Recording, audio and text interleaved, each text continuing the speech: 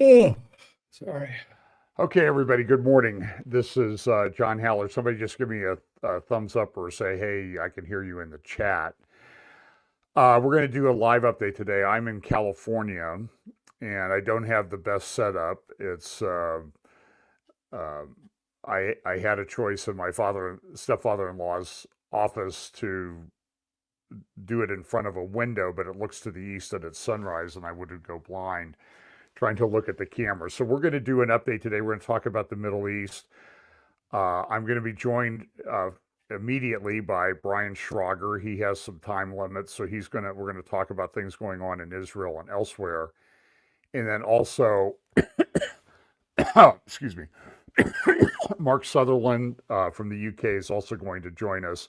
And part of the problem with scheduling this is that we all went to daylight savings time here in the United States last night. And I don't know if the UK does that, but I know in Israel they don't go to daylight savings until the end of March. So it's all kind of confusing to get everybody on board. So, Mark, hello. Hi, I do apologize. I was 2 minutes late diving into daylight saving hour.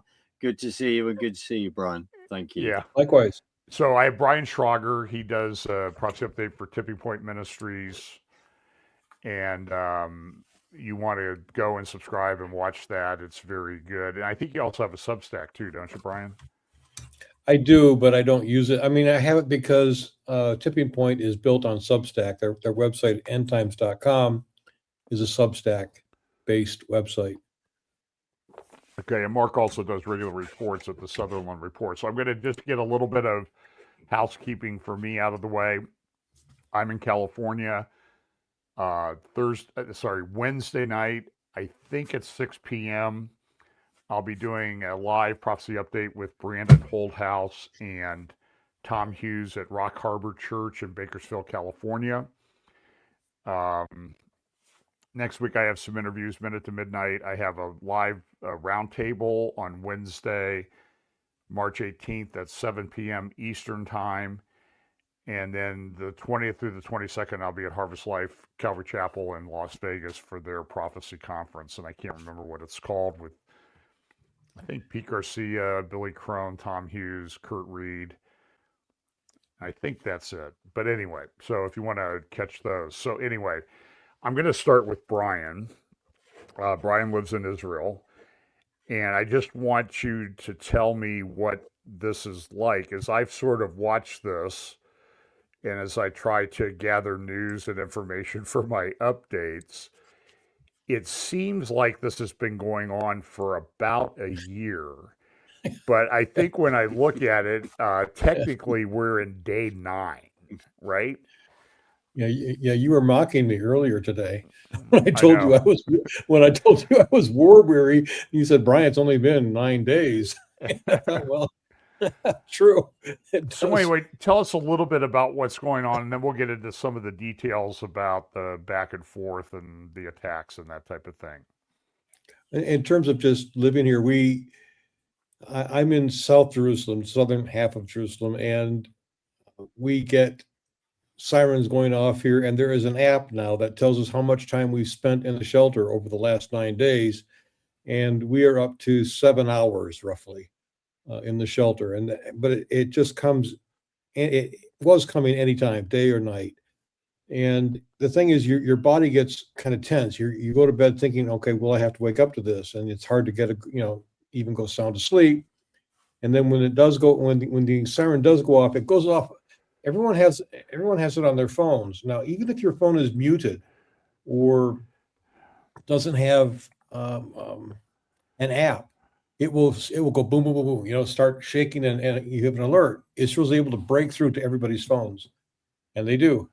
And the way it's been working has been kind of nice. If you have to be under a missile attack, is in that we have had a 10-minute warning. Basically, we've had a pre-alert.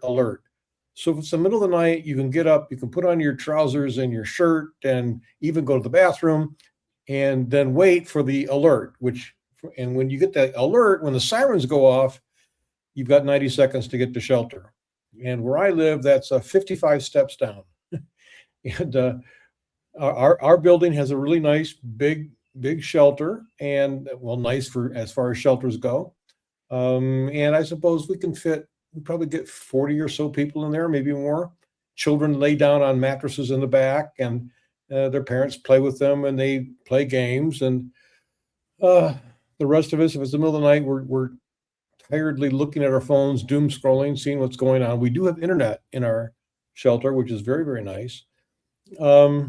There's a bathroom down there, and sometimes people bring snacks. I mean, one time someone was handing out orange juice. That was very nice.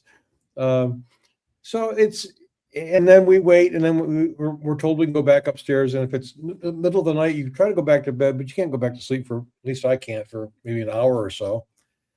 And then you wait for it to happen again, and it can happen anytime.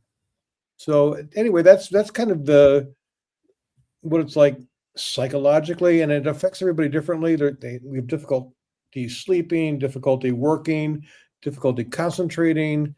And then there's also the coping mechanism, which is very popular here, of Israeli humor. And so that helps to laugh at kind of the silly things. Right. And I even saw somebody had designed an app so that when you went to the shelter, it would be a place to meet other singles. And so that it would tell you where other singles were in the shelter. Right. So never miss an opportunity to have an opportunity, I guess. Well, I do have to say that we have met people in our building we have never met before. I mean, you live in the same building and you don't really run into each other in the hallway and the stairwell very much. And so we've gotten to know our neighbors, and now we say hi, and it has created a sense of community. And it not just this time, but of course back, especially during the 12-day war last June. So yeah, there is that. It does create community. So I'm looking at I use an app called Zofar, just because it seems to work best for me. And I see there was a big warning about 22 minutes ago for maybe Tel Aviv, Samaria, areas north of Jerusalem, up to about Nablus. So I guess maybe the question to ask you is that has there been a lot of what's the toll in Israel in terms of property damage, loss of life, and injury from these attacks over the 9 days? I know there was a big one hit a shelter area at Bet Shemesh, and I think 8 people or so were killed in that attack. But what's the toll so far? I don't think it may be just barely above double digits. 9 were killed in Bet Shemesh, and 1 was killed and had a heart attack in the Tel Aviv area. I'm not sure if there are other casualties. I'm not current on any more than that at the moment. The biggest toll is psychological and economical. Businesses have shut down. Many hotels have shut down.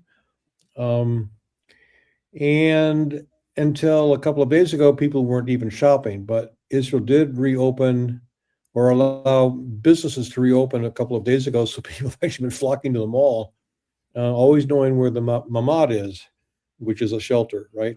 So anytime you go into a store now or go anyplace, the first question is, where is the mamad? So if the alarm goes off, I know where to go for shelter.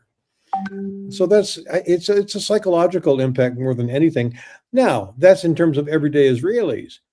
The state itself is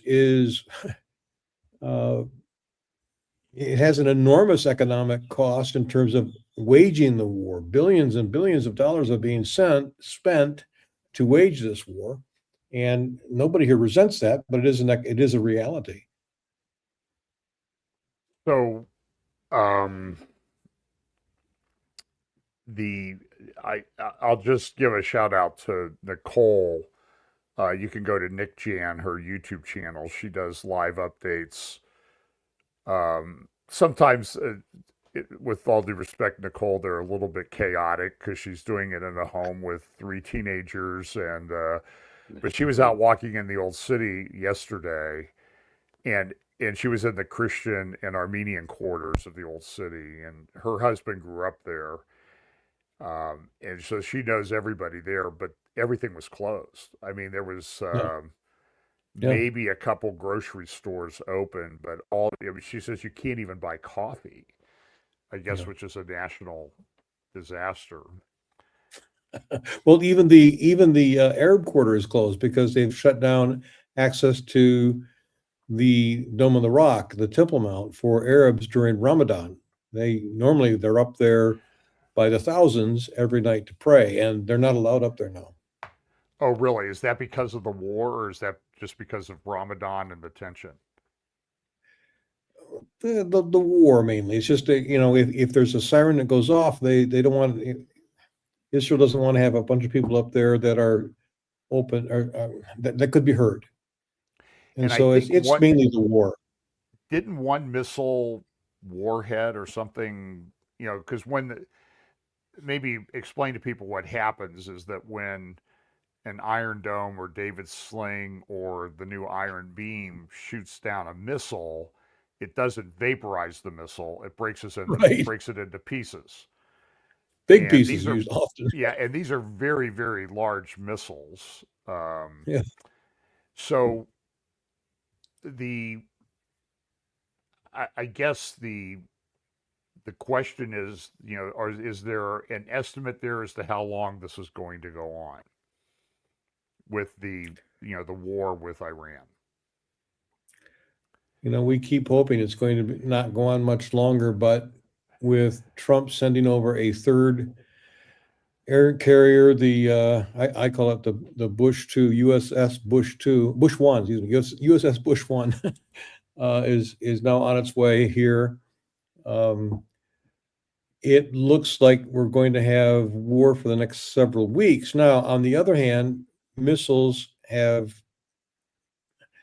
Iran's missile supply has been greatly depleted, and their ability to send missiles has declined. So the estimate is that as much as 80% or more of their missiles aren't now used up. Now, they still send things over, and there is still an increased, in fact, risk of drone attacks. Drones are easier to launch. They don't require a launcher. They can be, set off from your window or the back of your car or whatever.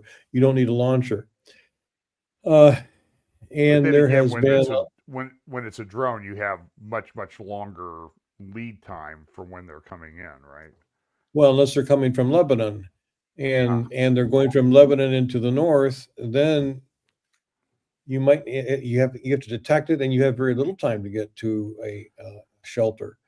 And anyway, so Lebanon or the Hezbollah has entered into this.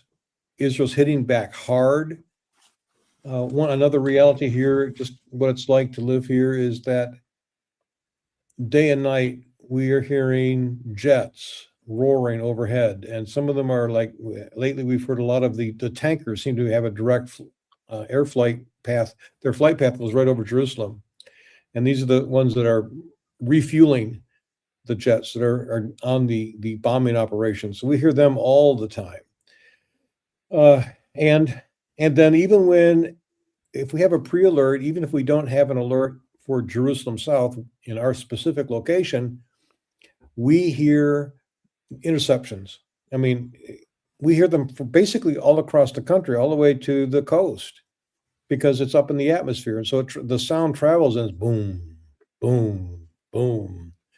And you know what? Everyone knows what that is. Last night, we had a pre-alert and went out on the porch and looked up, and I saw a missile coming in, and it was breaking into pieces. Like it almost certainly was a cluster bomb coming out of the warhead on top of the missile. And it flew over, and then we heard boom, boom, boom, boom, boom, boom. And apparently even those small things were intercepted. The technical expertise that's going into intercepting these things is just mind-blowing. Especially the hardest thing is when the missiles go up into the upper atmosphere, right? Not when they come across, when they're coming, oh, where's my finger? So if they're coming across like this, right? Then you can shoot them down as when they're on their way. But when they go up and then they're coming down, straight down, you can't get them before they're coming right down at you. And that's very hard to hit. In fact, that's how Israel, I'm told, was able to get Khamenei and his advisors on that first strike by using that kind of a missile. They went up and this came straight down, and they had no way of knowing it was coming. Oh, we've had another reality here too, and that is the Iranians managed to knock out a huge radar system, I believe in Qatar or Bahrain, and that has hindered the ability to give the 10-minute warnings. So last night, for example, there was a siren, and it was like a minute and a half. So, we were really scrambling to get everyone was scrambling to get downstairs to the shelter. Well, pardon me if I'm rambling. No, that's you're okay. I just not. want to say, Mark, I'm going to bring you in here in just a second to ask some questions, but I remember when we were at the media summit in Israel back in 2022, we went down to the Gaza envelope to Niram and another of other kibbutzim down there. And the one lady who talked to us said that living in Gaza was 95% heaven and 5% hell, because that when then Hamas would launch rockets from Gaza, they had 10 seconds to get to a shelter because of where they lived. And that, and it would, it would be a huge volley. And I think on October 7th, they shot like 8,000 rockets. It was a tremendous volley. And so, and if you remember, I think we were at the Fleischers, and one of the children said, 10 seconds, we have a minute and a half here when they fire rockets. Like, I think he said a minute, 38 seconds, like they've got it timed to the second. But I want to ask you a little bit about, because what I saw this morning was an interview with Michael Oren. Is it Oren or Orm? Michael Oren. Oren. Used to be the ambassador to the United States, and I think he was on CNN, and he was kind of critical of a report that they said, well, Israel's going into Lebanon, and Oren made the point, well, do you people understand that 550 rockets were fired, or drones were fired from Hezbollah in Lebanon into northern Israel, where we have 1 million people under fire now? Right. And she said, the host of the program said, well, we don't really want to get into those messy details right now. We'll get back to those. But, and I know you interviewed, I would highly recommend people go and look at it, Zarit Zahavi from Alma Research recently, who focuses mainly on what's going on with Hezbollah and the border regions of the north. It is the thinking there that this is what is going on in Lebanon, if you can kind of explain it for us.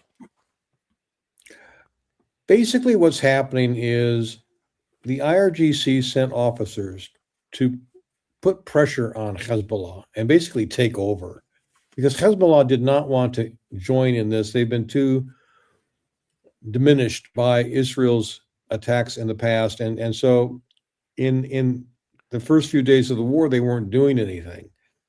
The IRGC went in and basically forced their hand, made them start firing rockets and drones into Israel. And Israel has hit back very, very hard. I'm not hearing that people in the north are evacuating like they did after October 7. But they are being very, very cautious right now. So Israel's going in. They have boots on the ground. They have had boots on the ground there for some time. It's just they're just over the border, but they're going in deep. They're going in there, and they've told all Lebanese who are living just across the border and south of the Litani River. Look on a map. Litani River is like a border beyond the border, and they've told people evacuate there because we're going to go in and be doing operations, and we don't want to hurt you. And so Israel is aggressively dealing with Hezbollah. But it's a pain because now it's like, well, here we go again. We're getting, people in the north are getting rockets from Hezbollah like they did for months and months and months every day, and until until Hezbollah was basically thwarted and defeated. Now they're coming back.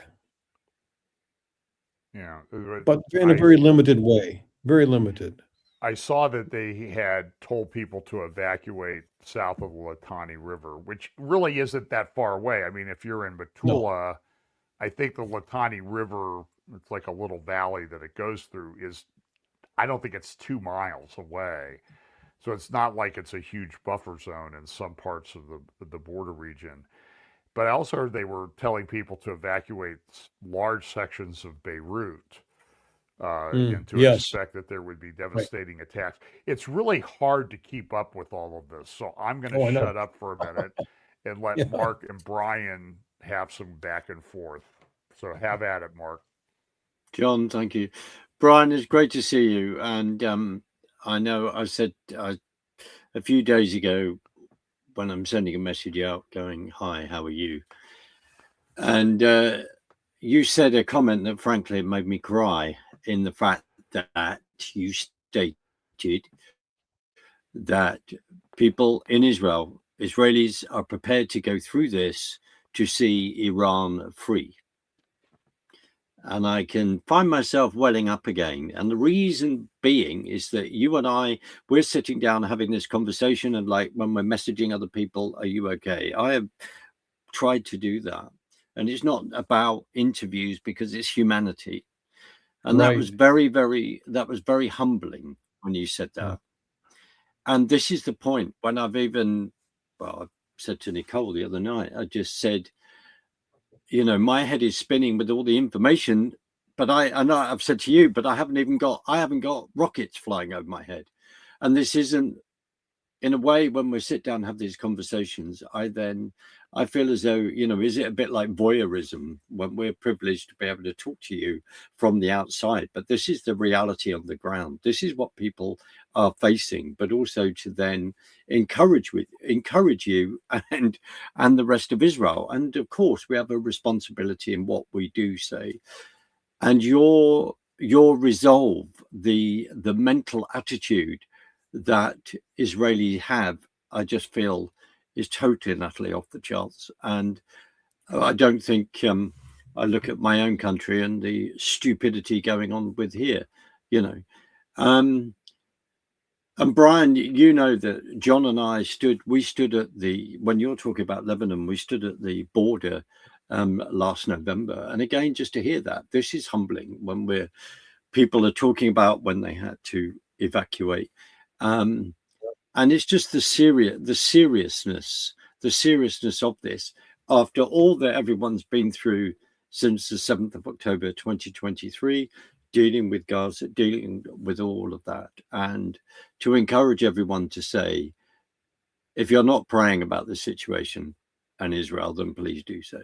If you've got a theological problem with that, then I'll try not to be rude. We don't have time for this. But Brian, I just wanted to say that to you because there are many, many people, I believe, I know in the UK are just so disgusted by the politics that are unfolding, what we see, but stand with you and have for many, many years, But that comment you made absolutely got to me because it's true. That's why you're going through this. Well, what's interesting is that Israelis aren't just like feeling one thing. They feel several things at once, which is very human. There's fear. There is,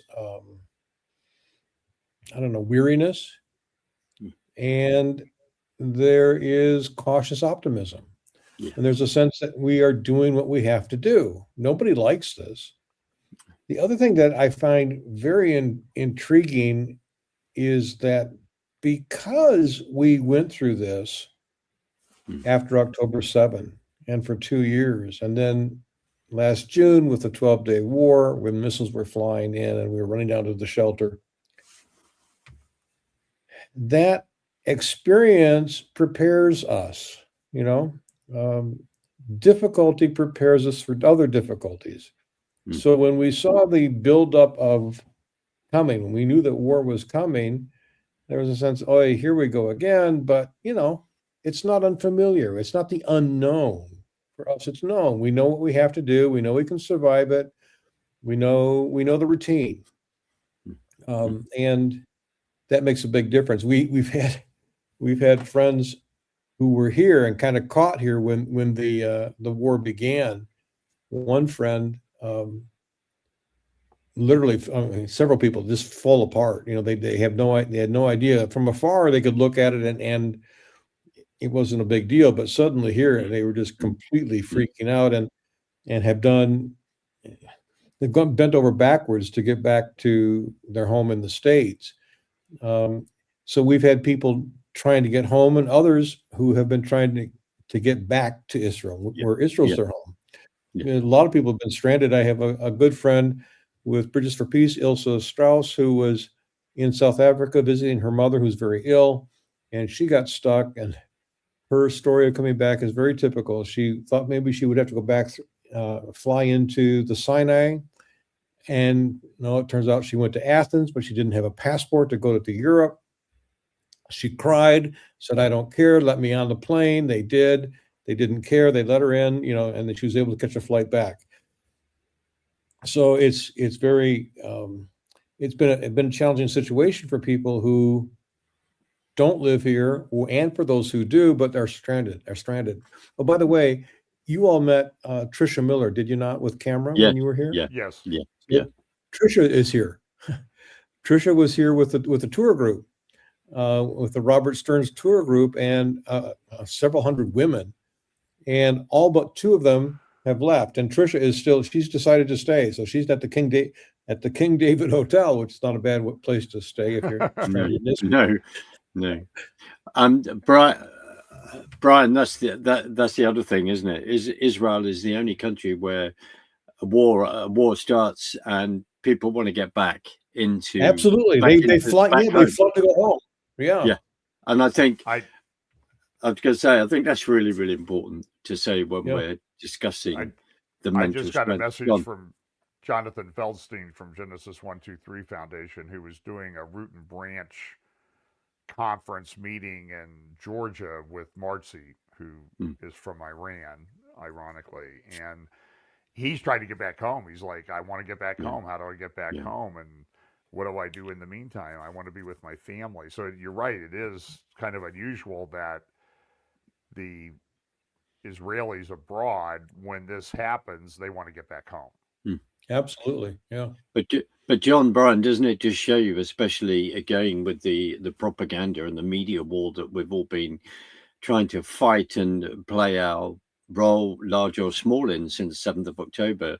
Again, it just shows all of that, the perception of what is actually happening on the ground, how that's played out within the media and the propaganda again. But Brian, I just wanted to express that to you because thank you, Mark. It was powerful, you know. Appreciate it. So let's maybe just sort of summarize a little bit about what's happened in the just 9 days since this started. It's really hard to kind of wrap your head around it. I think the initial strike took out Khamenei, which has led to some, we would hope, some disruption in the Iranian leadership, but I'm not sure that they've organized themselves sort of like the mafia to continue on when when somebody gets taken out. I think I've been saying, and I saw Seth Fransman say in an interview recently too, if you want to understand how Iranian government apparatus works, go watch the Godfather movie, and that'll give you a good idea. It's Yeah. true. Yeah. And Yeah. it's entirely true.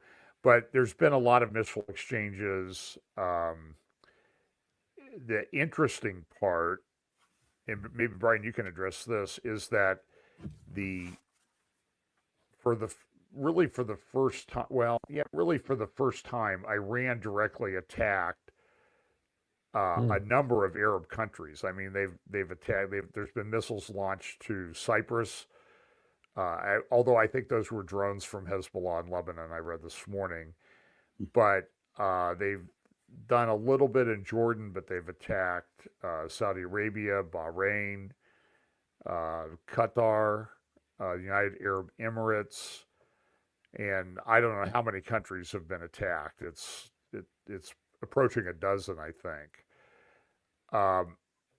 What is driving Iran to do that? It's hard to explain the irrational thinking that's going on to us, but what are they thinking? Why are they doing that? Well, what they will tell you is that they are attacking the U.S. bases that are in these various countries. But in fact, their motive is to put pressure on these Arab states, these Muslim states, to in turn put pressure on the U.S. to ease up on the war and maybe settle and stop it so that Iran and the regime in Iran can survive. That seems to be the real reason behind the attacking of their sister countries. What's really funny to me, in a dark sort of way, I guess, is that they've been attacking two of their closest ideological allies, Qatar, and even Turkey has had a missile attacking at them. But Qatar's been playing both sides of the game for a long, long time and financing the Muslim Brotherhood and Hamas and hosting Hamas.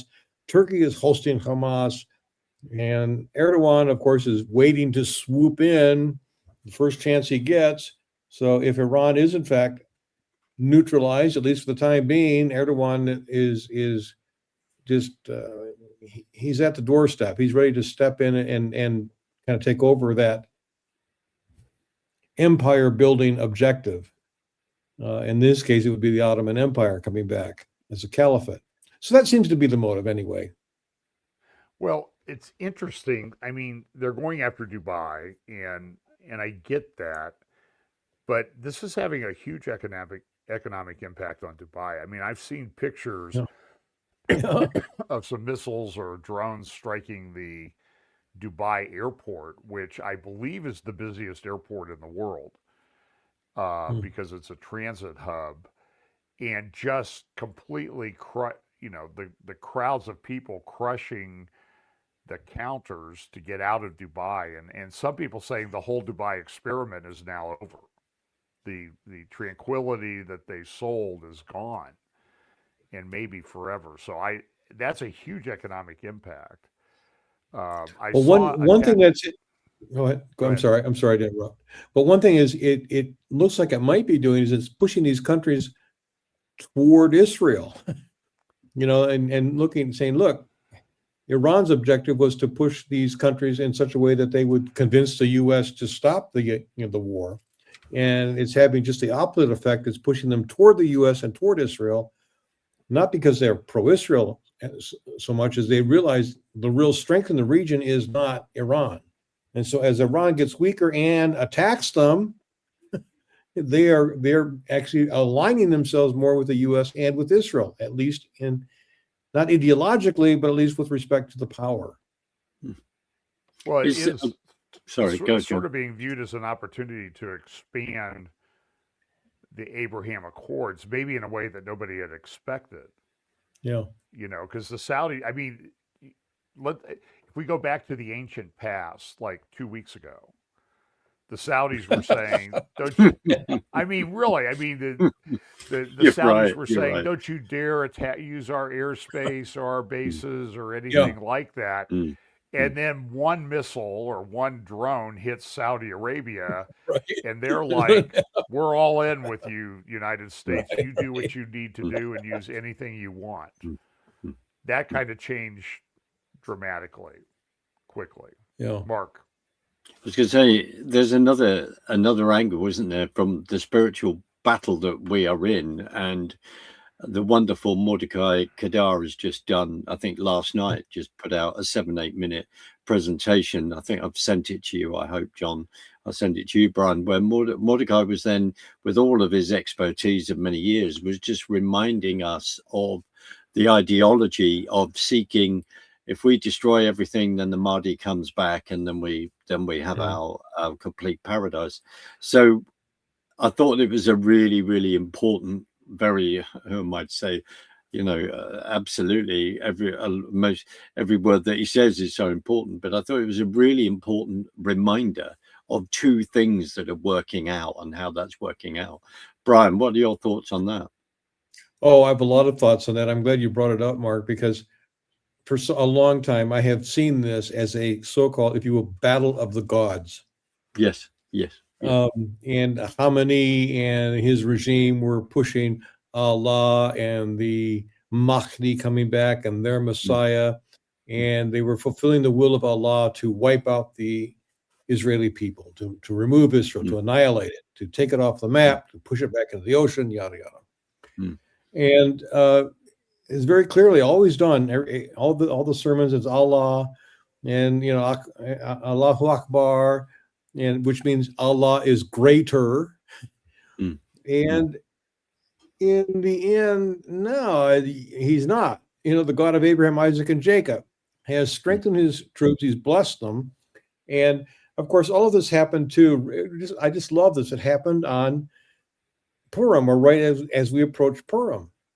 Last Saturday, a week ago Saturday, was Shabbat Zachor, which was the first day of battle, and when we attacked, and Khamenei was taken out.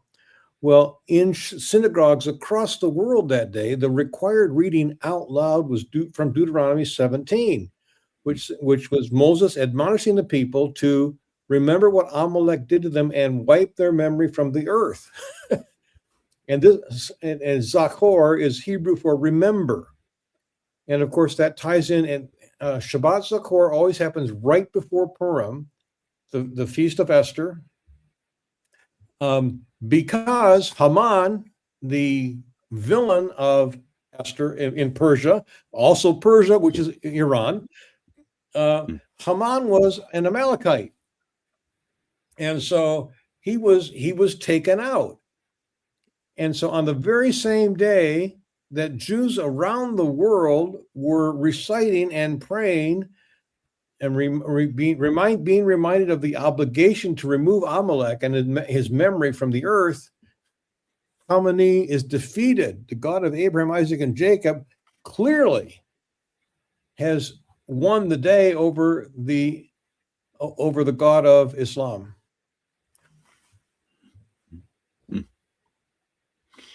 Well, you may be seeing the way this is also playing out in other capital cities around the world, and the events over here, when you have also got events in British universities to hold a memorial to the fact that Khamenei had been taken out. I'm not surprised, but it's just a reminder of, it's shocking as well, and reminder of that stupidity, but also the investment from, as you mentioned, Qatar into our education systems around the world, and to twist people's minds. So yeah, you've seen that playing out, and definitely playing out over here and in the US as well. It's words fail me, to be frank with you, Brian, when we just reminder, it wasn't a few weeks ago where the regime is murdering a minimum of 35,000, if not, we don't know, it could even be 100,000 of their own people that they don't care about on the streets in Tehran and elsewhere. It's, again, words fail me. This is the ideology of evil that we are dealing with, and then people are not stepping up.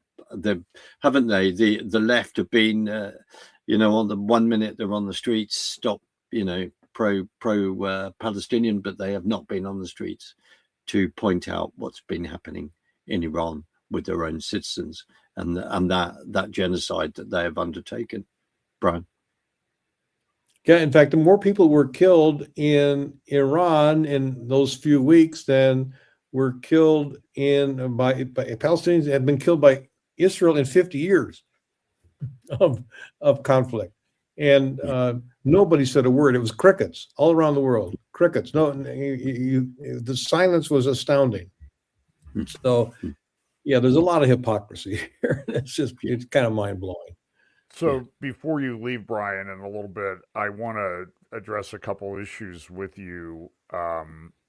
And again, there's plenty of information out there flying around. You got to be very careful that you're not getting propaganda, and that's my next point. I am shocked at the amount of propaganda coming out of Tucker Carlson. It is. I mean, I hate to bring him up, but I see Christian guys who do these updates citing Tucker favorably on things such as, well, the Mossad is setting off, was arrested in Qatar and the UAE because they were arrested with explosives because they were going to set off explosives and false flag events to drag people in further. And then Qatar and UAE came out and said, that's not true. It didn't happen. Yeah. I don't know what you're talking about. Yet these Christian updaters, nobody goes back and apologizes for putting that out there and reiterating what Tucker said. And it's sort of like the old saying that, a lie will go around the world twice before the truth gets its pants on. Absolutely. So, I mean, what's the view there in Israel about this massive amount of propaganda coming from the right wing in America, even people who claim to be Christians? They say Christ is king, and then they spew this vile stuff about Israel. Right. So well, what do you think? What I'm seeing and hearing about that is, okay, here we go again. This is not new. We've heard this from Christians for 2,000 years. And so, okay, there's some that like us, but this is what we're used to. This is not new to us and doesn't surprise us. And, we have been persecuted in the name of Jesus and with Christian language and theological justification for 2 millennia. So it's kind of a shrug, it's like, oh, well, here we go again. That's basically the attitude I'm picking up here. Yeah, it's I don't. Well, we've Mark and I think you did that with me, Mark. We interviewed Karis Rea from Epic Times, and I think you're trying to get an interview with her too, Brian. I am. Hopefully this next week. Yeah. Yeah, very important voice in this whole messaging. I don't want to dominate things here, Mark. Why don't you weigh in with some questions or comments?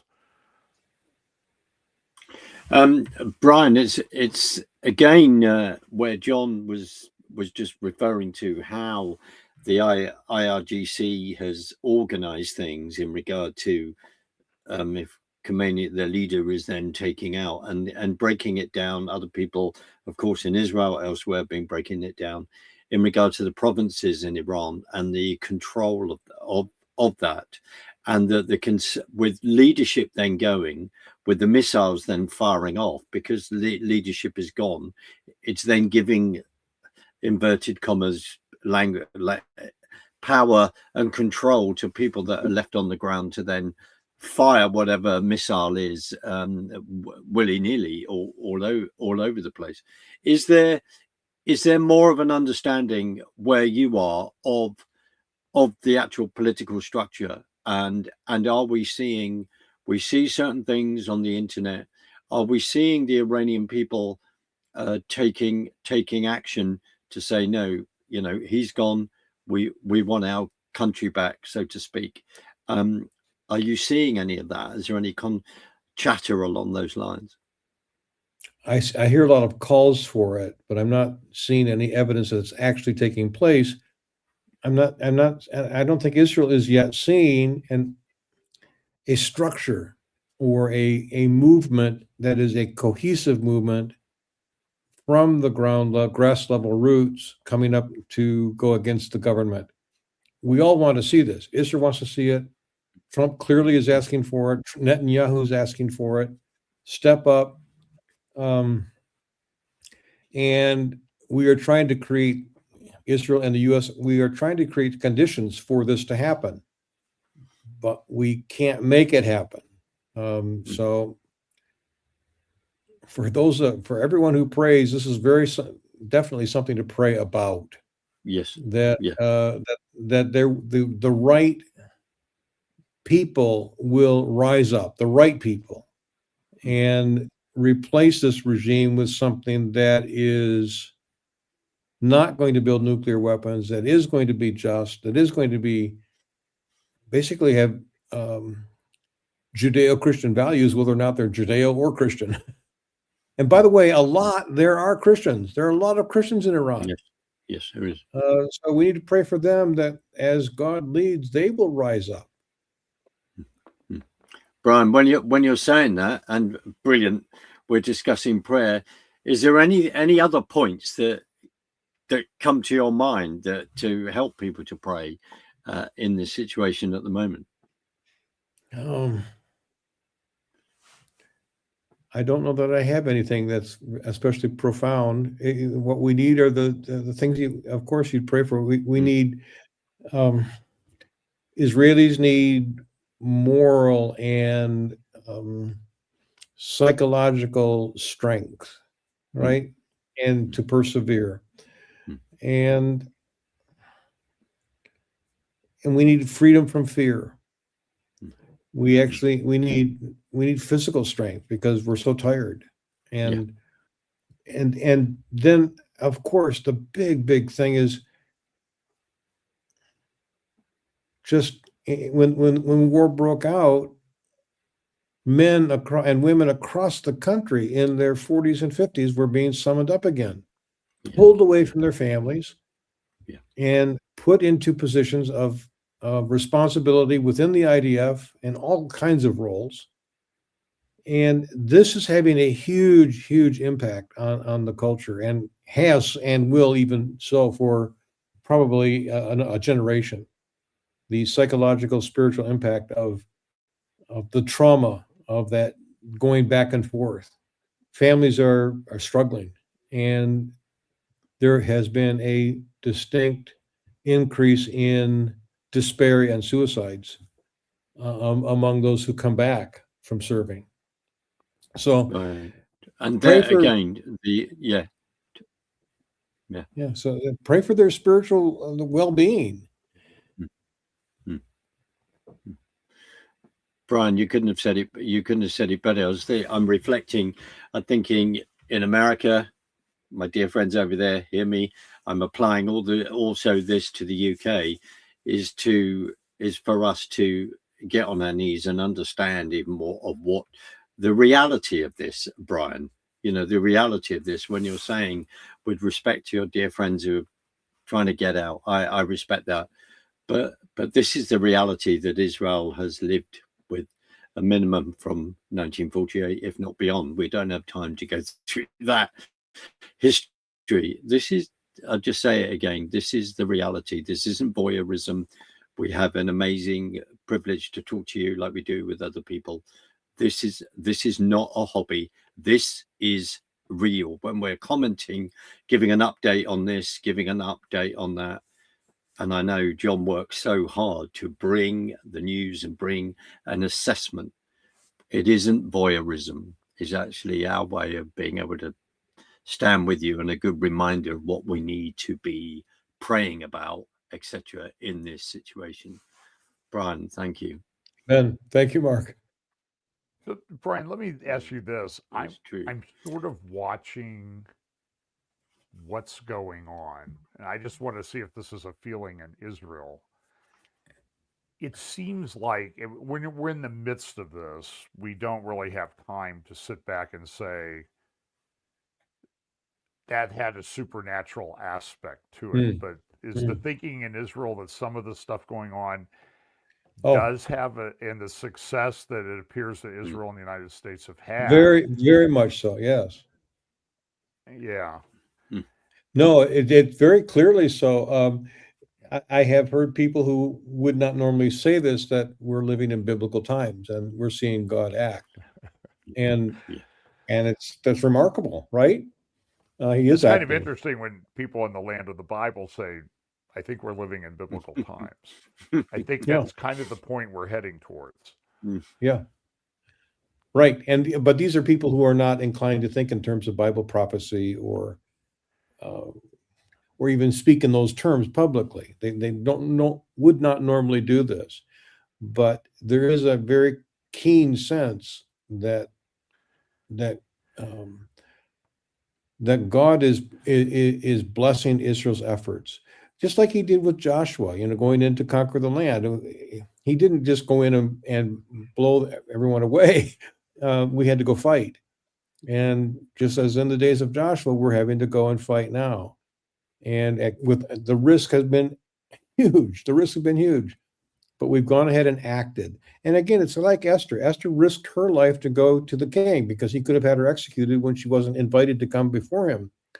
And Mordecai advised her, go, who knows, but you've been prepared, chosen to be in that position for such a time as this. And I actually suspect Mordecai was confident she would have access to the king and not be put to death, because he knew what Moses said in Deuteronomy 17. He knew that there was a mandate from Moses, from God, to wipe out the Amalekites. And so he was confident God would pave the way. I also love that Esther is a book in which the name of God is never mentioned, not a single time. But he's in every sentence, every circumstance of the story. And that is so 21st century. That's so where we are. And what I'm seeing here is a growing realization of God in the circumstances of our lives, just like he was in the circumstances of the events that we read about in Esther.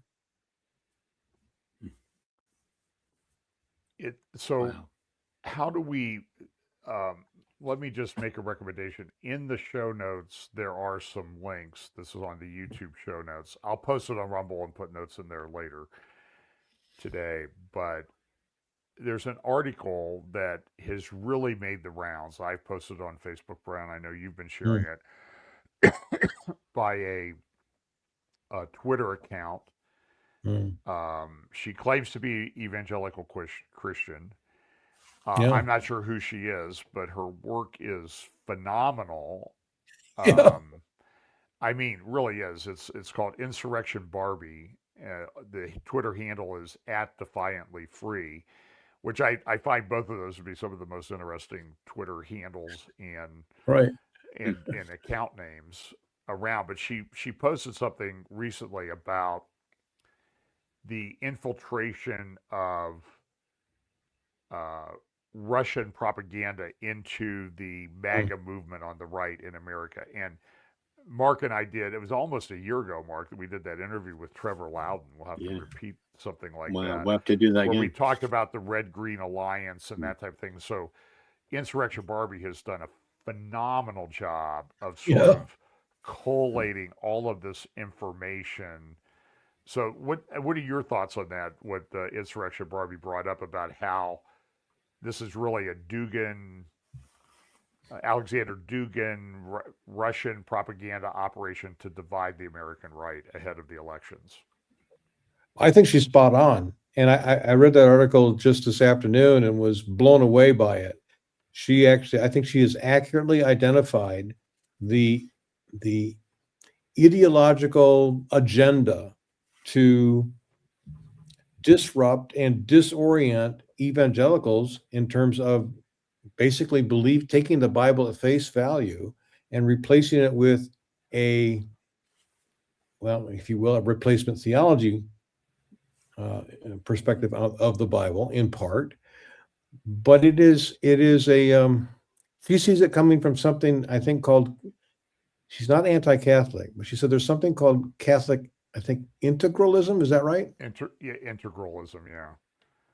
And I found it absolutely intriguing. I think she's identified exactly what is being done and how and why people like Tucker Carlson and Candace Owens and Steve Bannon are, how and why they're having so much influence and why this is happening. So I highly recommend that people follow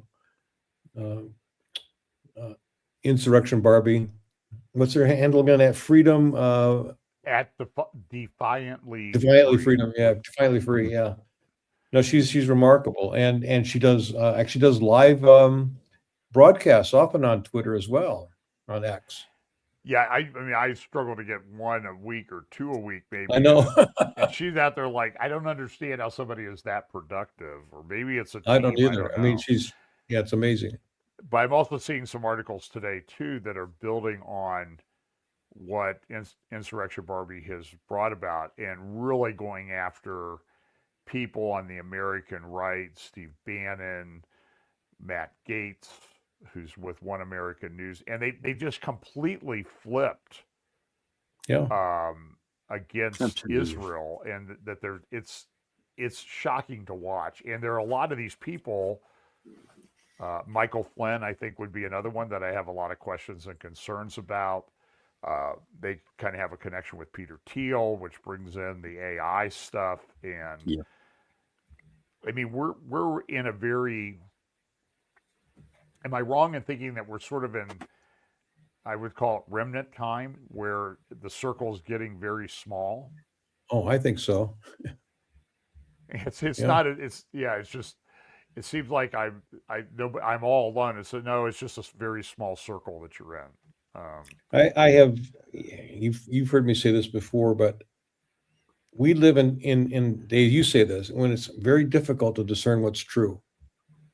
Whether it's videos produced by AI or claims are being made, statements being made. We live in a day when it's hard to know what is the truth.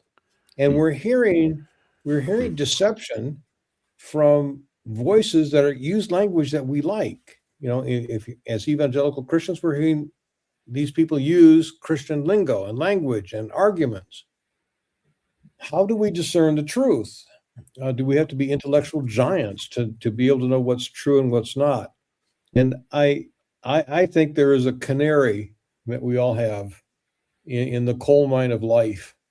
And when that canary keels over, we know that we're hearing something that's toxic and not true. And the toxicity is anti-Semitism. Absolutely. Anytime we hear, whether it's in the pulpit, whether it's from a friend, whether it's from a professor or a university or a government official, doesn't matter. We're going to hear deception from all these sources, and we are. And when we do, and when you hear it go against Israel, you know you're hearing something that is toxic, that error has crept in, even fatal error. And just like a coal miner, when the canary falls dead, scrambles to get out, I think there's a lesson. We need to very, very much do the same thing. Get away from that rhetoric and recognize that we have encountered something that's toxic, even if we don't understand why it's toxic or how it came about. You don't wait to figure out why the error is bad to leave and get where it's good. You just know the error is bad. I've got to get where I can live. And so there's that litmus test for truth that anybody can use, no matter who they are. We have that ability to discern what's true or not. And when the rhetoric goes against Israel and it's being slandered or slammed or vilified, we're hearing something that is basically demonic. Yeah. John, Brian, I do apologize. I'm going to have to hop off. And, Yeah, me well, too. Brian's got to go too, so and, I'll wrap but up a little can bit. I? I'll go it alone. I don't usually like to talk Okay. just by myself. John, thank you. Brian, it's been so good to see you. What a wonderful Likewise. conversation with you guys. So thank you. I'm going to jump off and interview a retired brigadier general from Israel, which is a real privilege to do. So I'll tell you all about that afterwards. Are you doing? I'm doing Yossi. I'm just Yossi Cooper Vasa. I'm just going to have another conversation with Yossi. So okay, I'll let you go. And you. We'll talk to you soon. We'll follow back up. Okay, thanks, Mark. Let's take you. And Brian, I know you got to go too. So right, if anybody can handle it alone, you can, John. I don't know. Anyway, thanks. Anything that you got coming up that we should be looking for? Interviews or whatever. I thought I had an interview coming up, and I don't even want to say who it is now because it might not happen. So I'm stumbling here because I'm tired. My brain is just shutting down. It's 6 p.m. here, and I'm ready to go to bed. But we'll keep following up, and you're in our prayers and everything. And all right, you can just click leave studio, and then I'll wrap up here. All right, thanks you Brian. So much. God bless. Thanks. God bless. So everyone, I guess that just leaves me to do a few things here to clean up. Listen, this is a very interesting time to be alive. I have put in the show notes a lot of the things that I've been looking at, and then there are even things that I haven't put in those notes yet. I was reading an article yesterday by a guy named Larry Taunton, Taunton, I believe is how you spell it. It's at the Federalist, and it's talking about October 7th, but the subject of the interview is a friend of mine who I hope to interview in the near future. It's hard to interview people in Israel right now because everybody's more concerned about their families, and I had some interviews scheduled this week that got canceled because you don't know when somebody in the middle of it, they're going to have to run to a bomb shelter. So, and I'm watching interviews, people doing at JNS and everything. They're doing an interview with, I think Deron Spielman was doing an interview with the Great Harold Road, and they had to stop 2 or 3 times in the middle of it because one or both of them had to go to bomb shelters. So anyway, so pray about that. That's a very difficult situation because we want to get information from people on the ground. But the interview that I was talking about, the article was Larry Taunton in the Federalist, talking about a lot of things that happened on October 7th. I'll put a link in the show notes as soon as we finish here, and I'll put it at the top of the list. You should read it, and you should read Insurrection Barbie's article, both of them a number of times. Now, the focus of Larry Taunton's article does turn to Doron Kedar, who is a friend of mine, who I've met and spent some time with in Israel. And he also did a phenomenal video called I Am Israel with the Israel guys. It's really one you should get and watch. I just think it's very, very well done. And it's essentially a summary of the tour that I led last fall and that I'll lead again this fall, hopefully in September, October at Sukkot. Link, by the way, that tour information can be at fbchapel.com. There's John Haller Israel Tour right at the top. Just click on that and then click again and you'll get the brochure information if you're interested in that. But Jerome is Special Forces IDF. He was one of the first IDF people down to the Gaza envelope on October 7th. And when you sit with him and he talks a little bit about what he saw, the evidences of rape, mutilation, the horrific things that he saw, you begin to get a little bit of an understanding about this whole thing that we were talking about biblically about Amalek and how Amalek seems to reappear at every generation. I think that's one of the teachings in in Judaism. And it seems to be true. And so there was a very good graphic that I saw this week. It had Khamenei name, and then it crossed out the ends and it said Haman. And so the end of Khamenei was much like the end of Haman. And he got very sloppy. There's also a link in the show notes to an interview that the guys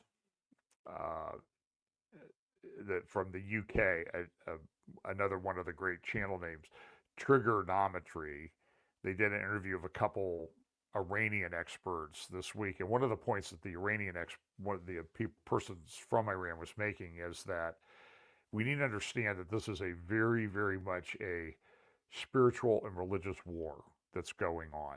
That's really what lies behind it, and it's unspeakable evil on the part of Islam. And the point that was made, I don't have the ability to pull the graphics up this morning like I usually do. I went and looked at the Iranian Constitution, which was adopted after the revolution in 1979 and then updated in 1989. And in Article 5 of the Iranian Constitution that exists in Iran today, we talk about Khamenei as the supreme leader. There's some talk that his son has been elected, but I don't think they've officially announced it yet that he will be the new supreme leader. But the real supreme leader in Iran under the Constitution is a 5-year-old kid who disappeared in a well back in the 800s AD.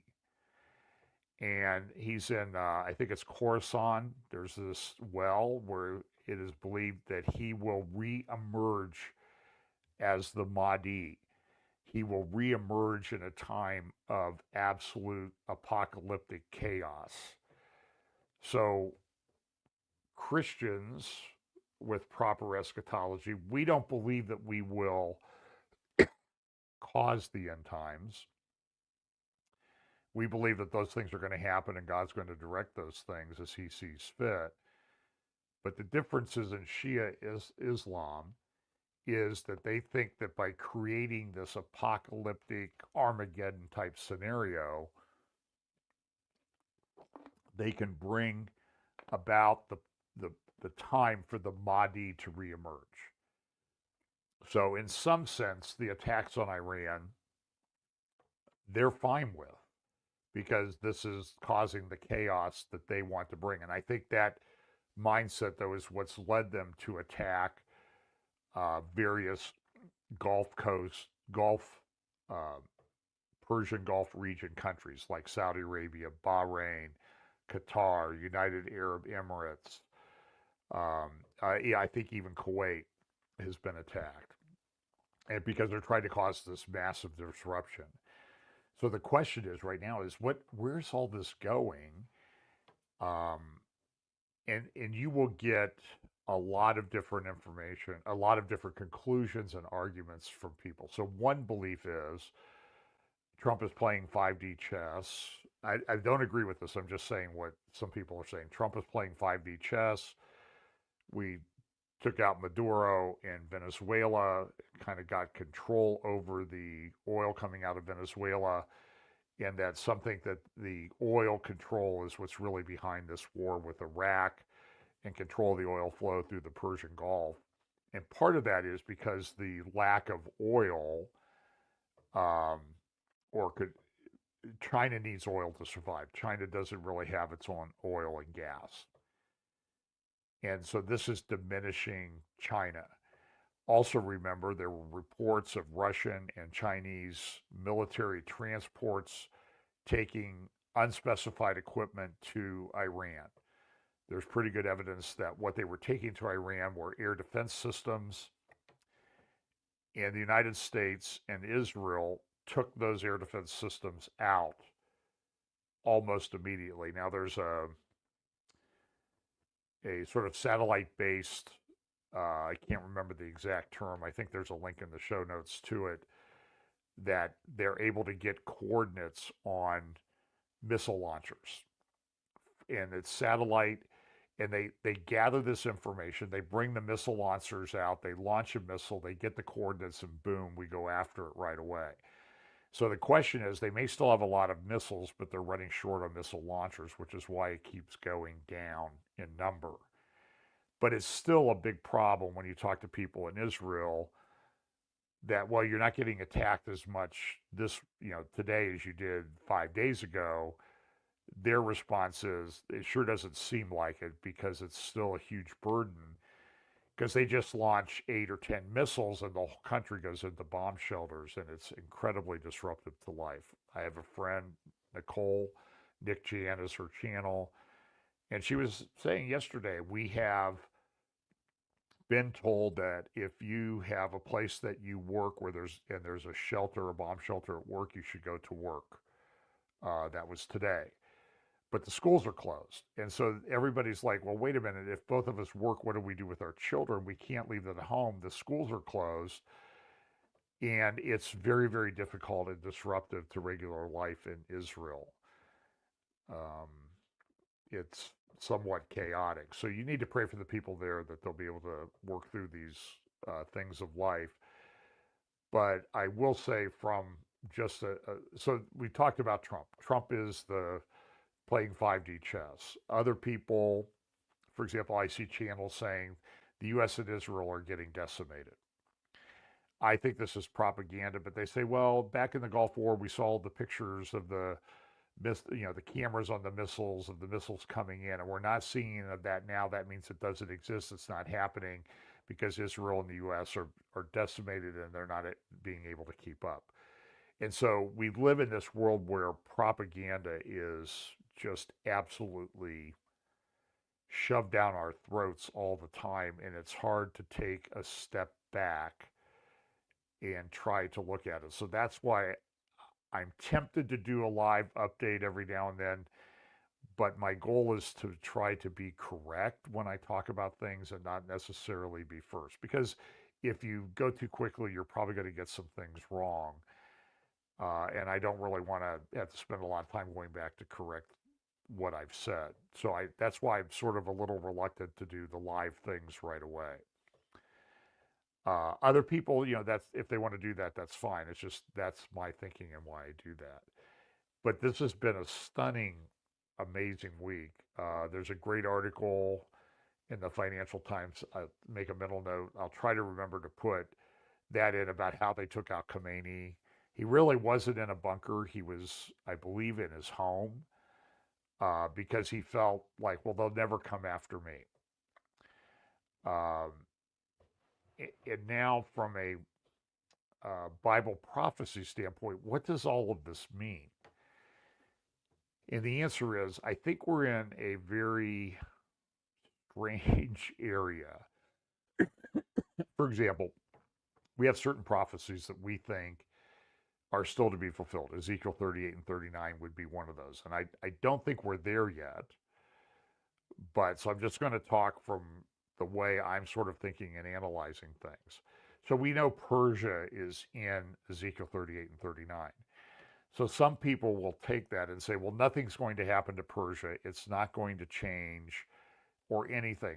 And I'm not sure that that's correct. I just respectfully disagree with that, because the Persia in Ezekiel 38 and 39, it's not specified by borders or even people groups.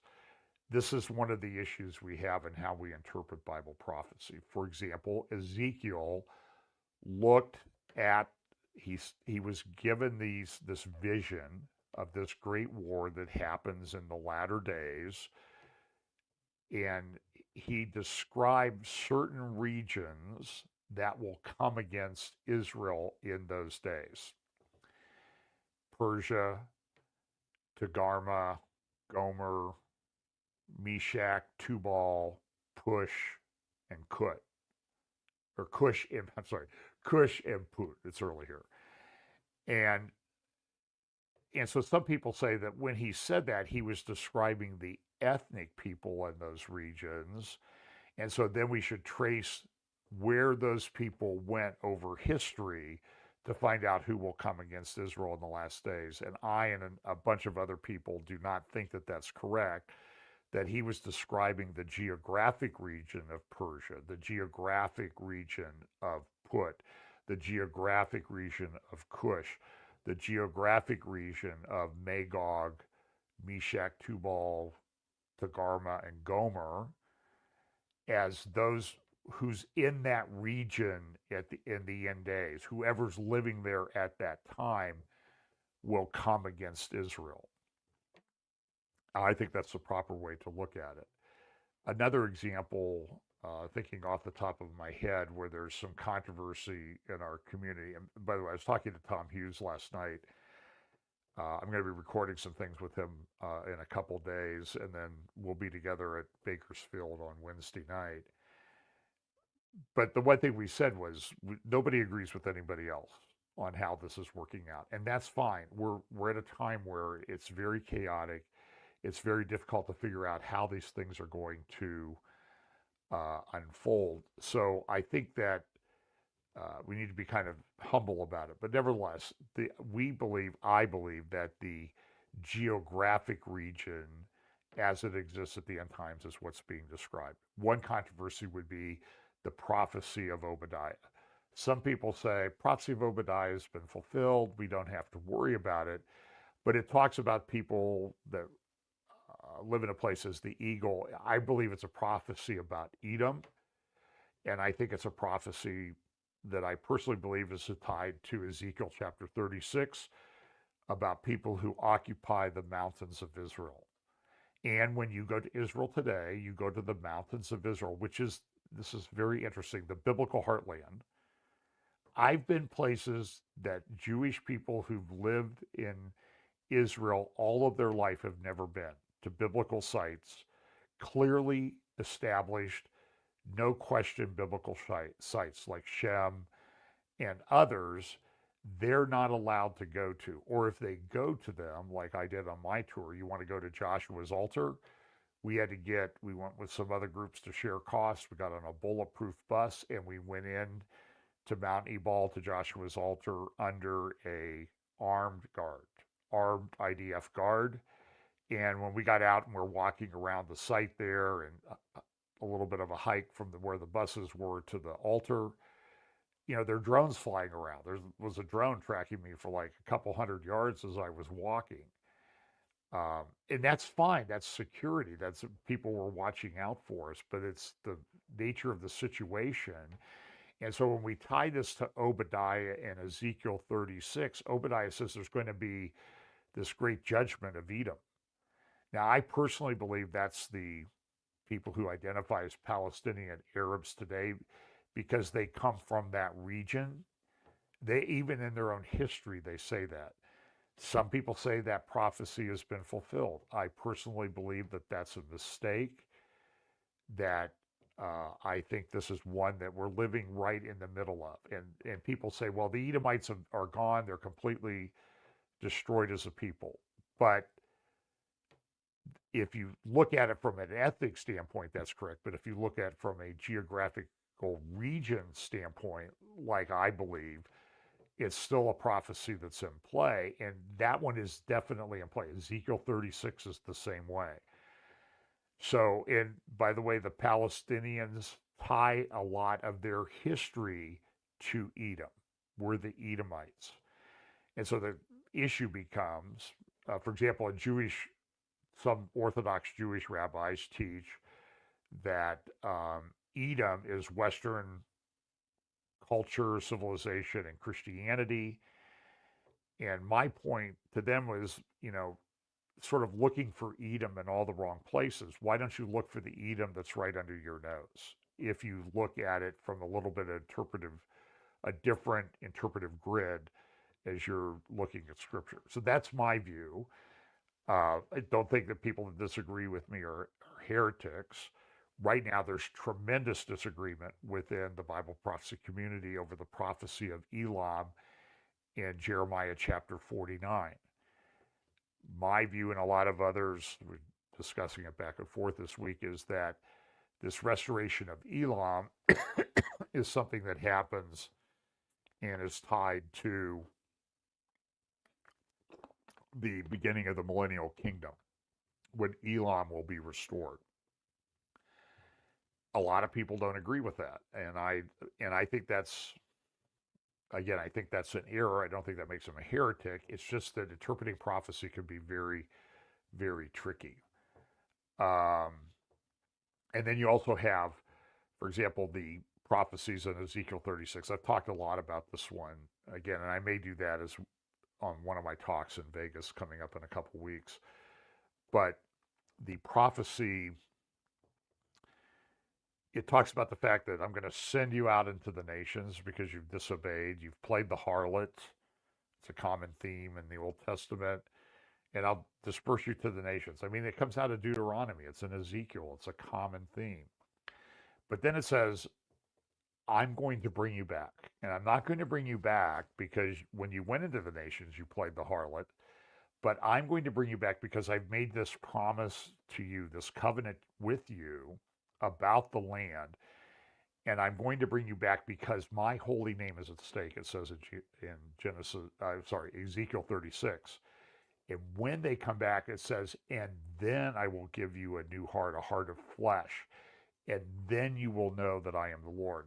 So that's a prophecy, I think, that's in process. They're back in the land, largely, still not completely. And God will give them a new heart. Now, the question is, how does that new heart come about? And I've been thinking a lot about this, and maybe I'm way out on a limb, okay, but I'm just going to share my heart on this. This week, there was Tucker put up an interview, or a commentary, and in the commentary, he says the whole war in the Middle East is because of this little patch, which I have. Somebody in Israel gave it to me, and I have it on a hat. It's a patch of the temple, and it says Moshiach. And so Tucker says the whole war in the Middle East is so Israel can rebuild the temple on the Temple Mount in Jerusalem. And it's all the Jews' fault. It's all the Jews' fault. But then we have the question that we have to deal with on the other side in portions of Judaism that are concerned about building the temple. And the way I'm sort of thinking about it now is that when we read Romans 11 and we read Ezekiel 36, it talks about, I will give them a new heart. And so I've been thinking about what's the process of this. And so I'm just going to suggest, not dogmatic about this, but I'm going to suggest that the new heart and what happens in Romans 11 is sort of the grafting back in of the natural branches is a process of restoration. And it may not happen on the terms and the timing that we want, but I think that we're in the midst of that restoration where the Jews lost everything in 70 AD. Now it's being restored to them, their connection to the land, the archaeological findings, and a desire for the temple. They don't have we know that the Antichrist will use this as a device to promote himself. I get that. But I also think that we're in the process of this restoration of them into this, what we would call final redemption aspect. Now, I don't know how that's all going to work out. I don't even know if it's going to work out in my lifetime now. But I'm just saying, as traveling around Israel and seeing it and talking about it, and talking to some of the Orthodox rabbis there, they really believe that we're in the end times. Now, there's some things that we disagree on strongly, but again, we're in this process of the final restoration and redemption. That's just my view, and you're free to disagree with that if you do. But I think it's a very, very significant time in which we live. And so we see a lot of things. Now the focus is really on the Middle East and what's going on. What's going to happen? How's this going to affect China? I've been collecting articles recently this week on I started talking about this like 8 years ago, the collapse in demographics, that birth rates were down and whole cultures, countries were over a couple of decades, a couple, 3 decades, assuming the war doesn't return, are going to be severely diminished. I mean, there are whole villages in regions of China that have completely disappeared. There are cities and villages and towns with 100, 500,000 people that existed 20 years ago that do not exist today. This is something that's not ever really happened in human history. Personally, I think it's significant, and I'm not sure how it plays into Bible prophecy. It may make people who are collapsing demographically more inclined to do something right now. That's a very real possibility. But this is a huge issue that we're facing, and there are large cultures, China and India, that have tens of millions of men who have no prospect of a wife. How does that play out militarily or whatever? And now we're in a place where the main chunk of population is aging to a place where they're not going to have children. So there are all these programs. We're going to give people incentives to have kids. None of those are going to work. This is something that is, in my view, irreversible, absent a kind of miracle that I'm not aware, I can't put together in my head. So it's just one of these lines of Bible prophecy that I think we need to look at. So we have the geopolitical things, we have all the prophecies in Ezekiel, Obadiah, Jeremiah. How do these all interplay together? Someone I was listening to the other day said that they look at Ezekiel 38, 39, and they sort of put Romans 11 on 9 through 11 on top of it. I believe that's what the person said. I thought that was a very interesting way to look at it. We have these common phrases that occur like all through Ezekiel, and then they will know, and then the nations will know. And the question is, what is it that they know? Because it doesn't necessarily specify specifically. So I just think there's a lot of things in Bible prophecy that we're in this Daniel 12 stage where we're at the end times and the wise will understand as things unfold. And we may have to blow up the charts and graphs and everything that we did. So I've droned on a little bit too long. Let me just see here if there's any quick questions that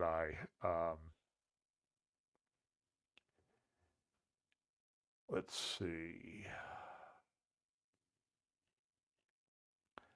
I'm just looking for any questions. So anyway, so look, maybe I'll just go ahead and terminate here. I really appreciate you watching this morning. As I said, we're out in California on a little vacation and to do some speaking and other things. Wednesday night, 6 p.m. California time at Rock Harbor Church with Brandon Holthouse and Tom Hughes. And then March 20th to 22nd, I don't know if it's Calvary Chapel Harvest Life or Harvest Life Calvary Chapel in Las Vegas with Kurt Reed, Tom Hughes, Pete Garcia, Billy Crone. So I'll be there anyway. So I appreciate if you want, if you're interested, please look into signing up for those. And I just think I think my concern right now is that the rise in outright Jew hatred in the religious right in America is very troubling to me. And I also think we're getting a little bit